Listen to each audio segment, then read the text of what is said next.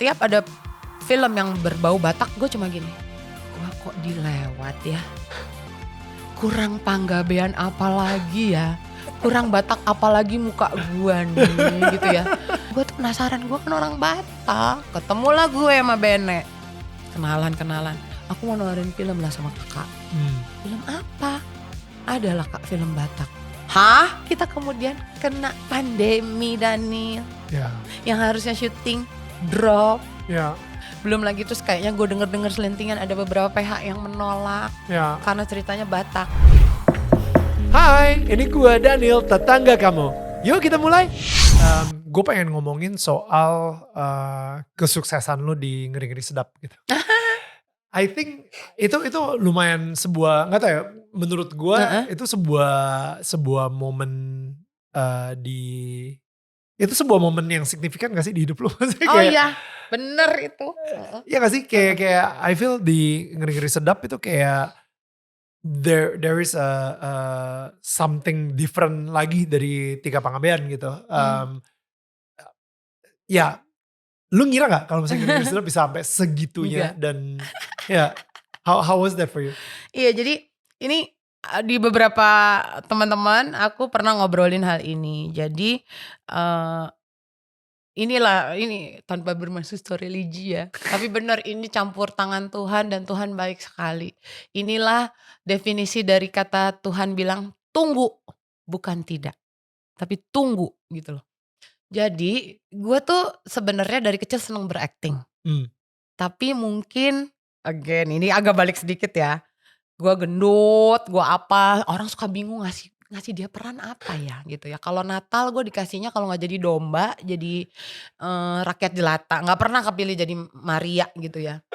Nah tapi ternyata kan Tuhan tuh punya jalannya buat gue ya. Padahal kita udah sempat ketemu di OB deh kalau gak salah. Iya. Lo acting juga di sitcom OB di RCTI saat itu. Nah bergabung dengan P-Project, kemudian bermain kabaret, dapat peran sebagai putri, sebagai apa, itu kan juga berakting. Iya kan? Iya. Jadi kayak Tuhan tuh yang gini, tenang gitu loh. Ntar gue bukain nih satu-satu jalannya ya. Udah ketemu P-Project ini ya, udah tadi kita udah jelasin sampai ke sini. Nah, gue penonton film Indonesia. Dan setiap ada film yang berbau Batak, gue cuma gini, gue kok dilewat ya. Kurang panggabean apa lagi ya, kurang Batak apa lagi muka gua nih gitu ya. Gila ya, gue tuh gak pernah, aku tuh sampai ngomong ke Tuhan gitu loh. Tuhan aku tuh pengen, jadi udah adalah beberapa film sebelumnya tanpa mengecilkan film-film itu. Tapi gue tuh penasaran, gue kan orang Batak. Tuhan pengen ya, jadi gue tuh kalau pengen sesuatu ya Daniel ya, aku selalu ngomongnya sama Tuhan, entah lagi dandan atau apa, mandi gitu, Tuhan aku tuh pengen deh. Kayak dulu aku tuh pengen tuh bawain acara talk show, please lah kapan deh, ya terserah Tuhan aja kapan. Oh iya ada ya yang talk show apa tuh judulnya? Aku jadi lupa sih, Bincang Bintang. Bincang Bintang. Itu RCTI, terus pernah juga di Trans gitu ya. Itu semua tuh gue mintanya tuh kayak yang anak ke bapak aja gitu, pengen deh, kapan dong kalau boleh. Ya udah terserah Tuhan kapan, tapi boleh dong suatu saat gitu ya. Nah singkat cerita dengan film ini juga gitu, aku pengen main film Batak Tuhan. Ayo dong semua orang yang bukan Batak aja dikasih suruh jadi orang Batak. Terus gue paling gemes kalau ada sebuah cerita Batak terus mereka, maaf ya bukan mengecilkan, tapi mungkin risetnya aja kurang dalam. Cara ngomongnya tuh hanya dengan modal, mau ke mana kau, yang gitu aja ngerasa udah Batak gitu. Padahal kan orang Batak gak gitu maksudnya the real Batak gak kayak gitu gitu. Lo harus riset lagi gitu. Udah lah, singkat cerita gitu. Terus ya aduh aku belum dapat kesempatan ya Tuhan, ya udah nggak apa-apa deh. Dan lagi ditambah lagi ya Daniel, kalau ada film Batak tuh teman-teman gue akan nanya, itu film Batak kok lu nggak main? Kan sebel ya. Lumayan kesel sih. Kok lu nggak main? Nggak tahu, gue dilupain terus gitu. Udah. Itu sama kalau misalnya gue nonton film yang temanya Chinese Oriental, tapi yang dipakai bukan yang Oriental. Iya. Nah kan malah bule. Aneh ya. Exactly. Ya udah sampai itulah, makanya Tuhan bilang tunggu, bukan tidak. Satu hari DM gue, Bene Dion Raja Gugup, Kak mau ketemulah ngobrol. Jujur Ben jangan marah ya Ben, awalnya aku gak terlalu tahu loh Bene ini siapa ya. Padahal dia udah nulis banyak film loh, dan filmnya itu lakunya di atas berapa juta. Tapi gue tahu nih stand up comedian. Aku nanya Ujo, karena Ujo pengikut, ini si Ben Dion anak stand up comedian. Oh iya. Baru gue jawab, boleh lah Ben, ada apa? Aku mau nawarin film lah sama kakak. Film apa? Kan gue gak pernah tahu ya dia jadi sutradara. Kenapa tiba-tiba nawarin film ya? Adalah Kak film Batak. Hah? Gue gitu, film Batak. Iya, ayolah Kak kita ketemu. Ketemulah gue sama Bene. Kenalan. Ya itu chemistry aja, begitu ketemu Bene tuh gue langsung. Dari obrolan pertama tuh langsung nyambung gitu ya. Menyenangkan sekali anak ini dan pinter banget. Emang kalau stand up komika-komika itu kan pinter-pinter ya Daniel ya. Jadi gue gini, wadaw. Singaporean. Sampai gue nih beda kalau nonton ya. Dari Batak jadi Singaporean. Wadaw, orang ini kok pinter banget ya. Terus dia ternyata kan Batak tembak langsung. Anak tebing tinggi dia. Jadi dia tahu adat Batak, dia tahu berbahasa Batak fasih gitu. Jadi gue makin kagum kan. Apa cerita kau Ben? Terus diceritain lagi gini sama dia. Gimana Kak, mau gak? Ya mau lah. Udah gitu syutingnya di kampung. Itu makin bikin gue, orang mungkin gini, kampung iya juga ya nih kamar mandi apa gitu. Tapi gue gak peduli. Yang penting itu di kampung, di tanah kelahiran nenek moyang gue pikir gitu. Wow. Ya udah gue oke. Baca ceritanya oke. Udah. Akhirnya kalau lo tanya tadi, kepikir apa enggak. Karena kita kemudian kena pandemi Daniel. Ya. Yang harusnya syuting drop. Ya. Belum lagi terus kayaknya gue denger selentingan ada beberapa pihak yang menolak. Ya. Karena ceritanya Batak. Kalau ceritanya yang dari daerah lain, misalnya katakan Pulau Jawa karena lebih banyak, mungkin lebih orang lebih bisa relate ya. Gitu. Ya. Kalau Batak gitu. Ya. Gak apa-apa, maaf ya Kak, kita pandemi gini. Gak apa-apa Ben. Oh jadi tadinya sebenarnya mau tayangnya tahun 2020? Mau proses syutingnya. Oh syutingnya, oke. Syutingnya antara harusnya 2020 ya seingat gue. Akhirnya jadi mundur? Mundur ke 2021 ya. Oke. Pokoknya terus Ben-nya udah bilang maaf ya Kak gini. Gak apa-apa Ben, terus gak ada kabar segala macem gitu kan. Terus sampai gue ditawarin beberapa film, gue nanya dulu sama Ben. Wow. Ben kamu tuh mau syuting kapan? Karena aku dapet tawaran film. Gak apa-apa Mak, belum jelas lah ini, belum ada yang mau biayain. Kakak ambil, waktu itu dia manggilnya kakak, masih kakak. Kakak ambil aja lah dulu itu. Oke. Tapi gak jadi gue ambil. Karena ternyata peran gue sebagai ibu-ibu Batak. Terus gue inget janji gue sama Bene. Dan gue ingin pemunculan gue pertama kali adalah sebagai seorang ibu-ibu Batak. Adalah di ceritanya Bene. Jadi gue bilang sama manajer gue, gak usah kita ambil dulu lah. Nanti terlalu banyak jadinya gitu loh. Biar Bene dulu deh, dia duluan yang nawarin gue. Jadi gue mau memprioritaskan dia. Udah. Sudah beberapa tawaran lagi juga aku gak srek gitu kan. Udah akhirnya gue gini, udahlah nih kayaknya ke laut nih.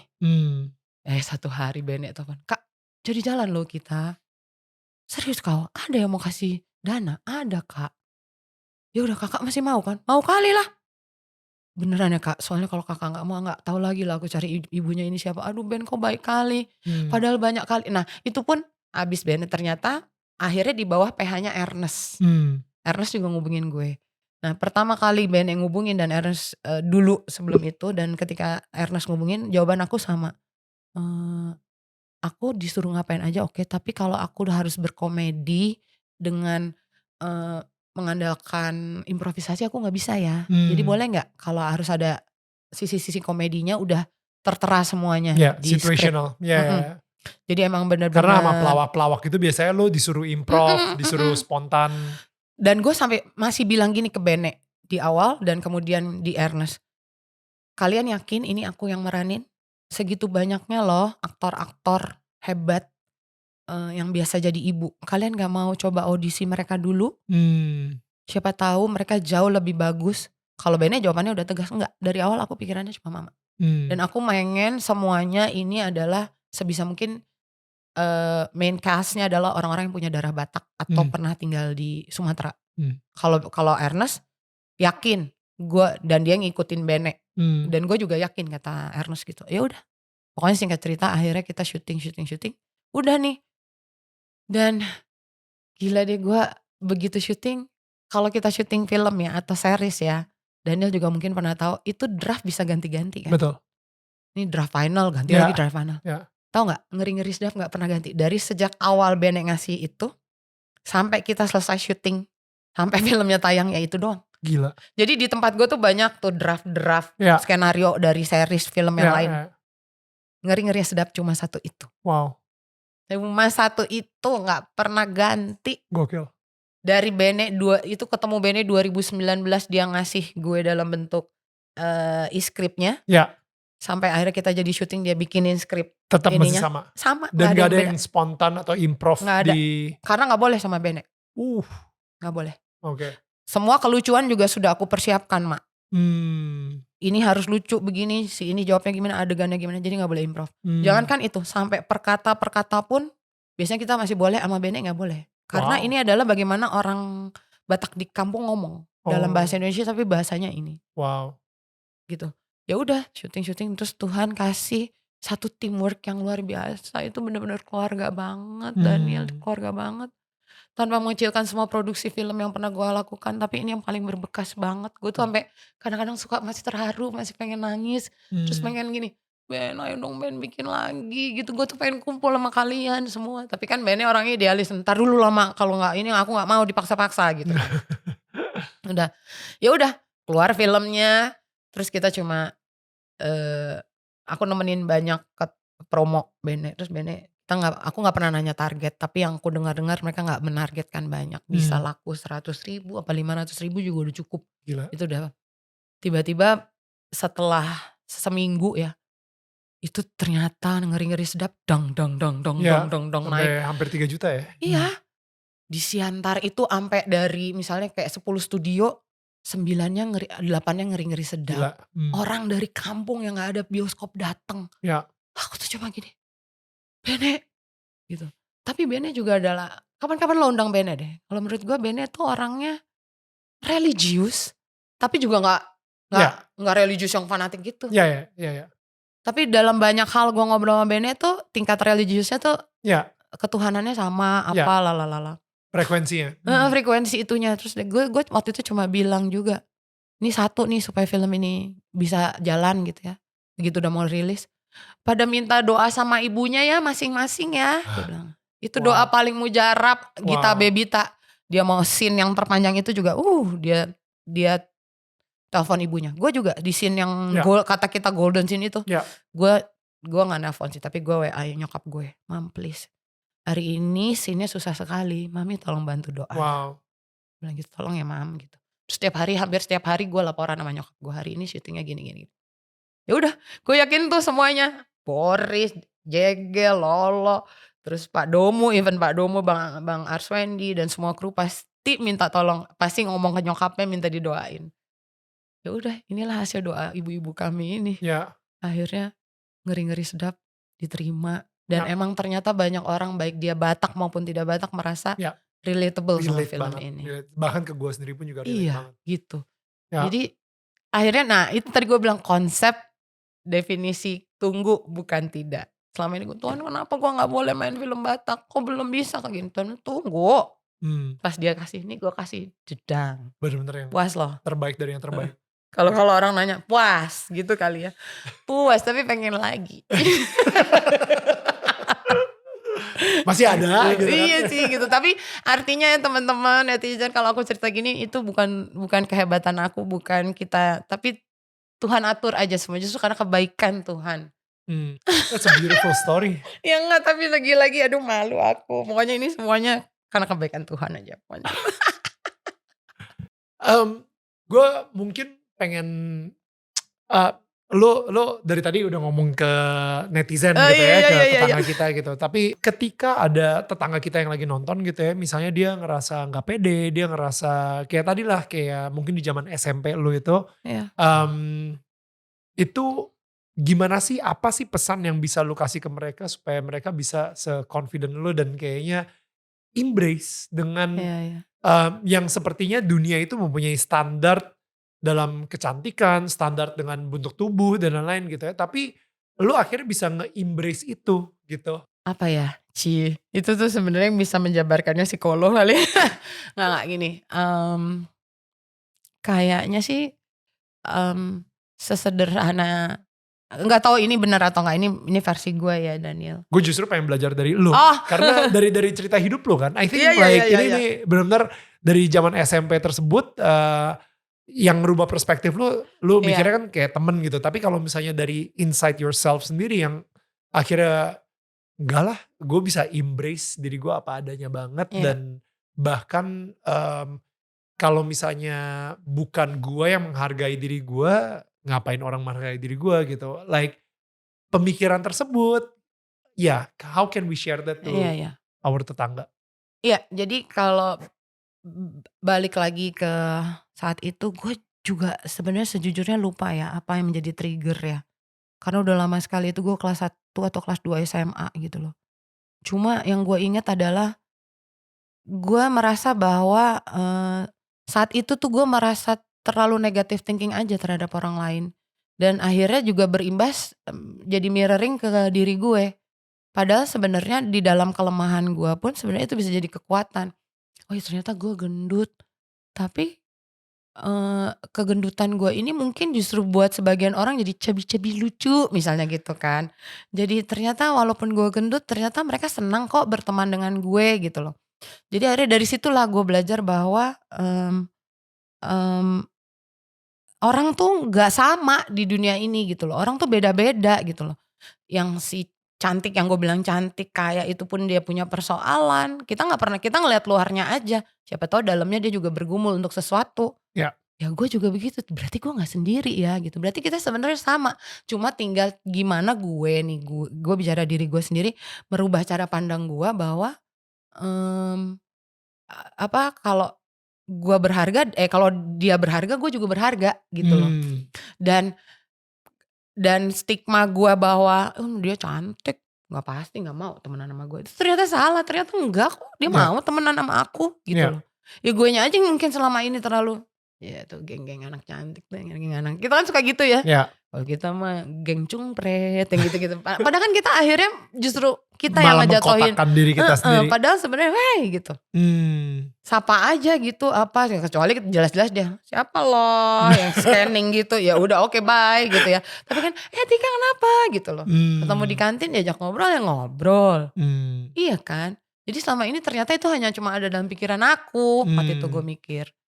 Terus akhirnya gue pikir, iya sih gue punya banyak kekurangan, tapi bukan berarti segala kekurangan ini jadi menghalangi langkah gue untuk bergaul, untuk berekspresi gitu kan.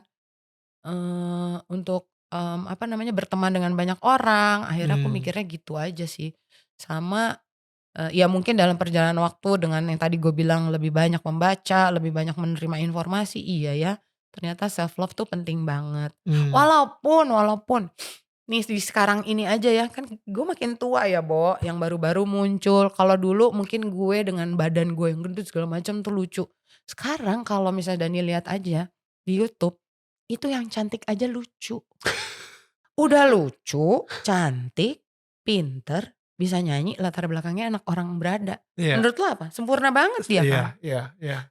Kadang-kadang banget ya. Jadi gue kadang-kadang gini gak pede. Suara dia bagus banget. Bisa nyanyi juga lagi. Bisa nyanyi. Kadang-kadang gue sama Ujo sama siapa gini. Tuh suaranya bagus. Harusnya dia yang jadi penyanyi kenapa bukan kita. Nah disitulah. Ya itu yang Tuhan bilang. Dia bisa nyanyi. Tapi aku memilih dia untuk jadi aktor. Lu walaupun suara pas-pasan. Ya gue mau lu jadi penyanyi ya lu. Ya gak sih? Maksud aku kayak gitu. Jadi kita gak pernah ngerti aja jalan Tuhan gimana sih. Gitu. Jadi ya itu juga yang akhirnya aku pikir iya ya. Ya Tuhan tuh punya caranya sendiri untuk mengangkat anak-anaknya gitu loh. Ya kan Tuhan bilang juga dalam kelemahan kuasaku menjadi sempurna. Justru dulu gue pikir gue gendut gue gini. Ternyata justru karena gendutnya gue itulah gue bisa merambah di sini. Tapi mungkin yang harus dipelajari adalah gue lebih menghargai diri sendiri aja gitu loh. Walaupun kembali lagi kadang-kadang ada permunculan orang-orang baru yang jauh lebih dari kita. Itu membuat gue kembali lagi gak percaya diri tuh ada loh gitu loh. Masih ya. Bahkan di sekarang ini, di saat ini. Jadi gue hanya ingin membagikan bahwa itu sisi manusiawi gue. Karena gak percaya diri. Diundang kesini aja tadinya gue gini. Ngobrol apa ya Ma? Daniel ya, apalagi waktu lo bilang kesaksian, aduh gue bukan Yosi, nah kayak gitu-gitu. Tapi kan gak apa-apa, itu kan membuat kita aware ya, jadi supaya kita gak jumawa, gak ngerasa oh ya gampang gitu, gak gitu kan. Gitu. Jadi ya kayak gitu, jadi kalau yang bisa gue bagikan adalah akhirnya ya lebih berpikir positif di saat itu gue dan menerima gue apa adanya. Dan makanya kalau misalnya sekarang orang-orang bilang body shaming gitu ya. Gue mah gini, gue setuju tuh sama Reza Candika. Satu hari dia bilang, gue mah gak repot sama body shaming. Orang mau bilang gue gendut, emang gue gendut. Bener, gue juga gitu. Jadi kalau lo gak marah dibilang gendut, gue dari kecil dibilang gendut. Emang gue gendut, kan aneh kalau badan gue kayak Luna Maya gue dibilang gendut, mungkin gue marah. Tapi kan gue emang gendut, ya udah gimana gitu loh.